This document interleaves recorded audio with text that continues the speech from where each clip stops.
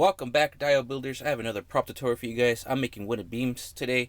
Somebody requested a tutorial of how to do wood grain and wood texture. I decided to do this tutorial because I am making a new diorama for my Spider-Man figure. And so I'm going to teach you guys the 3 ways I like making wood texture for my wooden beams as well as wooden floors. You could use this for that too. So let's just get right into the project. So here we are. What we have in front is the 1-inch pink installation foam that we're going to work with. I'm going to measure out a 13-inch long piece that's 1 inch wide. So I'm going to go ahead and mark that with my ruler and my pen.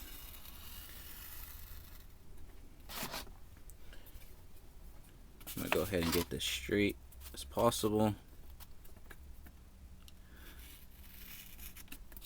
Alright, like I said, it's 13 inches long, 1 inch wide, and then it's the 1 inch thick pink insulation foam. I'm going to go ahead and cut this out off camera, and we're going to come right back to the next step. Alright, now that we have our piece cut out, we're going to actually start doing the wood textures. There's really 2 ways to do this. I'll show you the first way, which is by hand. I usually just grab a number 2 pencil, 7mm lead pencil, and you could just draw the wood grain on there. I'm actually going to bring the camera in a little bit closer so you guys can see the technique that I use by hand. Alright, so here we are a little bit closer so you guys can see. You guys can Google search wood grain images, and that will help you kind of make it look a little bit more realistic. You can kind of get a sense of what kind of patterns wood grain goes, and you're just going to want to go in the same direction with your wood grain. And so I like adding little circles for knots in the wood. It makes it look a little bit more realistic, and I usually do an odd number of knots in there because it just looks more pleasing to the eye. If you do even numbers, it kind of looks weird. So I'm just going to add some knots in here. I'm going to add one right here, and I'm just using the lead from the lead pencil to just basically engrave the foam. So here we are right here too. Make one big one right here. You can make them any shape. I usually like going with the off like circle or oval. And basically all we're going to do is do lines that go just all the way down, and you just want to follow just a straight line. You could wiggle your pencil around a little bit so you give it not like just a man-made look. And then as well too, like you could make breaks into it. So I'm going to skip right here and leave a break and just move my way down.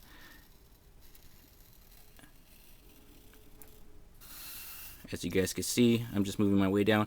And if you do make a line going towards a knot, you're going to want to just make the line go around the knot.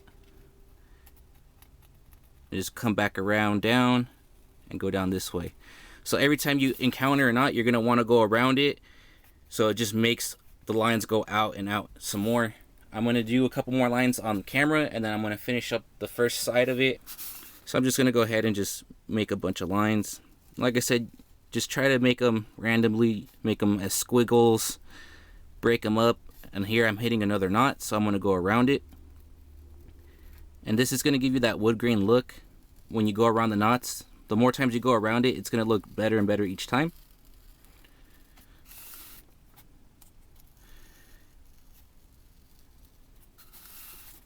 And I mean, even if I'm right here going in a straight line, I could come to this line and then just break it off right here and just make another line that connects to the first line I did and just make it come right back.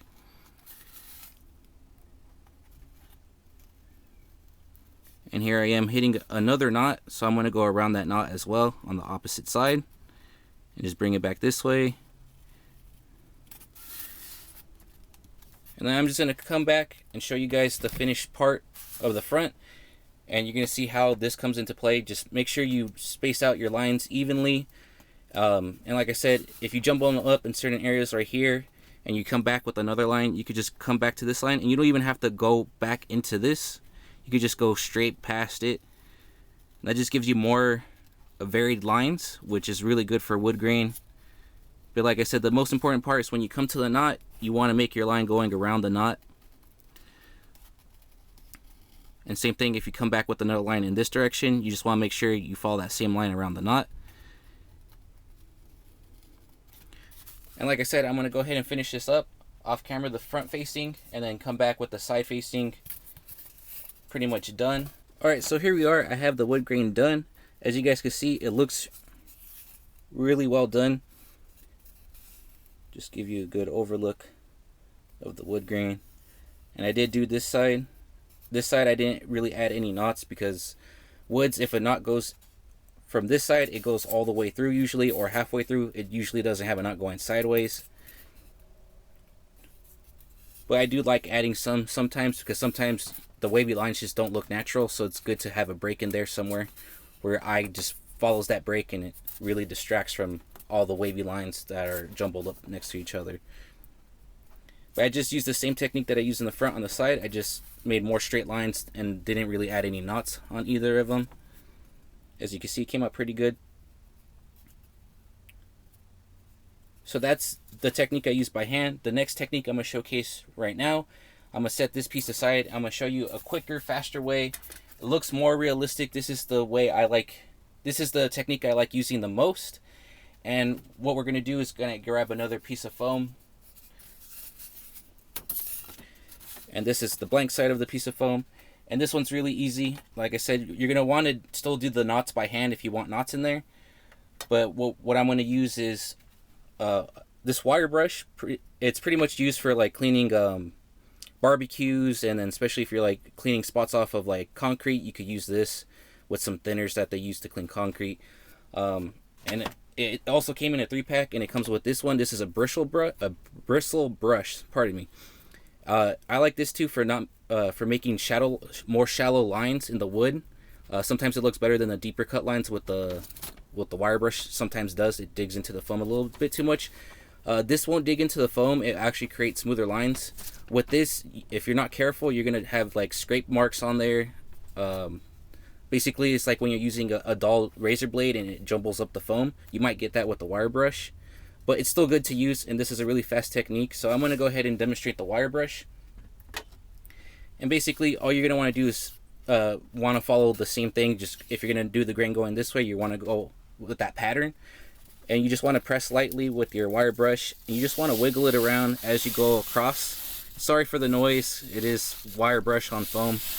But this is going to give you a really nice texture. As you can see, if the camera's picking it up with these lights.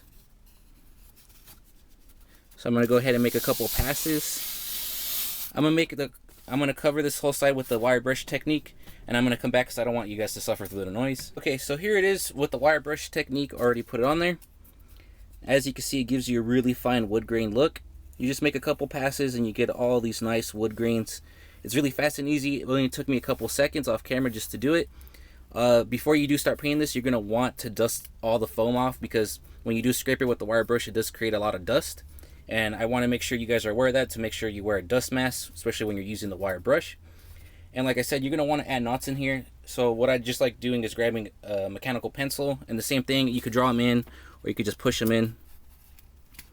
I like making knots this way too. You want to do this after you do the wood grain, so when you go over, if you make the knot first and then you go over it, it kind of dulls it out. So you just want to make sure you go in right after and make your knots.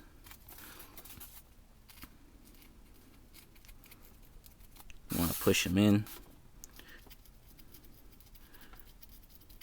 And all I'm doing is making a circle and then pushing in the foam with my pencil to make a nice knot. Okay, and that's the wire brush technique on there. I'm going to show you guys what it looks like with the bristle brush. Like I said, it doesn't dig into the foam as much. So I'm going to go ahead and swap this piece out for another piece of foam. Let me flip that around on a clear side. And so, like I said, the bristle brush doesn't dig into the foam as much as the other one. It makes kind of a shallow divot into it, which I really like over the wire brush. But sometimes you need that really fine grained look. But I do love both of the brushes. It's just depending on what kind of look you're looking for. So I'm going to go ahead and demonstrate that too. Just one initial brush over. I'll do it a couple times so you guys can see it on camera, and then I'll finish it up so you guys don't have to hear the scraping of the foam. So as you can see, it's a more shallow, more kind of like a more dull lines on there compared to the metal bristles. So I'm going to go ahead and finish up the texturing of this one off camera as well, and then come back so you guys can kind of see which one you guys like more the look of. Alright, so here I have the piece of foam with the bristle brush, not the wire brush. And as you can see, it's a much more shallower, more mute texture on there. This is really good for if you want to make wood floorings for your dioramas. I suggest using this. It's really subtle, it's not too bold, it's not going to distract from the main dial, it's not going to draw your eye to the floor. I really do like this texture a lot. But if you guys can't pick up the texture on camera, I am going to paint these and show you guys how to paint these up so you guys can see each of the techniques, the hand one, the hand-drawn one, the bristle brush, the metal bristle brush. They're going to all be painted up in the same paint that I'm going to use. And then you guys, I'll have a comparison at the end of the video so you guys can see which one looks best for your diorama that you're going to make. And same thing with this one, as I mentioned with the other texture. If you want to add knots, you're going to want to do it after. So that's what I'm going to do too. I'm going to add one right here. Like I said, I'm just pushing in with my pencil to create a knot. And same thing right here. I'm going to draw one on here. And then just push in with my pencil to create that knot. And then one last one up here, a small one. Alright, so I'm going to finish texturing up all the sides on all these beams, and then we're going to come back and I'm going to show you guys how to paint these up. Alright, so right before we get to painting, I just want to make sure don't forget to add your wood texture to the ends of each of these. And as you guys can see right here before I do black base them, here's the one with the pencil, here's the one with the plastic bristles, and here's the metal bristle one, so you guys could just have a quick comparison before I start painting. Like I mentioned in the beginning of this video, I am making these wooden beams just to show off the wood texture to you guys, so you guys could learn that new technique. And I'm going to make these into basically they're going to end up being beams that were catched on fire for the new diorama I'm making for my Spider-Man. So I'm going to black base these, but you guys can base these in an espresso brown if you guys just want a regular wooden paint there. But I do want the black undertone to show up, so it's kind of like a charred look to them. So I am going to black base these, and once again, you guys can use an espresso brown for your wash for the beginning of this tutorial. So I'm going to go ahead and black base these off camera. Alright, so here we have our one that we use our pencil technique where we draw in by hand the wood grain all black washed. Here we have the plastic bristle brush all black wash, how that looks. And here we have the metal bristle brush with the wood grain on there and how that looks. I'm going to go ahead and set two of these aside, and we're going to start painting them up. I am going to paint all three of them and then have them compared on each, have them compared next to each other at the end of the video so you guys could see which one you guys like the best. But I'm going to paint the other two off camera, and we're going to paint one on camera, and they're going to use the same color scheme. So just be aware of that. I'm going to go ahead and move these out of the way. And we're going to start with this one. This is the pencil one that we drew in. And all I'm going to do is going to grab a regular brown color that I have. I'm going to do the dry brushing technique that I showcase in some of my other videos, and I'm going to go ahead and go against the grain that we made and dry brush that. And I'm just going to do this on a regular brown, and as you can see already, if I bring it up closer, it's starting to pick up. We're just dry brushing, we're not pushing really hard down because we want that black to be in the grooves. And like I said, this is going to be like a burnt beam, so I'm going to leave a lot of the black more exposed. If you are just making a regular wooden beam, you're going to want about 90% coverage with this brown. And like I said earlier in the video, you're going to want to use like a darker brown, espresso brown, instead of a black wash. Just so if you want a regular looking wooden beam. But like I said in the beginning, I am going to make a charred beam for one of the dials I'm working on. So I'm going to go ahead and do a little bit more dry brushing on camera for you guys, and then I'm going to cut to the next part after I'm done dry brushing this brown on here. But I just want you guys to see how it picks up all that detail that we actually penciled in there. So as you can see right there. So I'm going to go ahead and dry brush the whole thing, around this whole thing, with this regular brown color that I have, and then we're going to come back to the next color. Alright, so here are the wooden beams painted with that brown. I just want to give you guys a close-up look of each of them before I move on to the next color. You can kind of see this one was the plastic bristles. This one's more mute, kind of like a comic book kind of style. The first one I just showed, it's more like a cartoony style. And this is more the realistic style. This is the wire brush. This one I like a lot. Just want to give you guys a quick look at that. So I'm going to go ahead and move two of them aside and begin with the next color. And this next color is like a tan color. And all I'm going to do is apply a light dry brushing of this color like we did with the brown.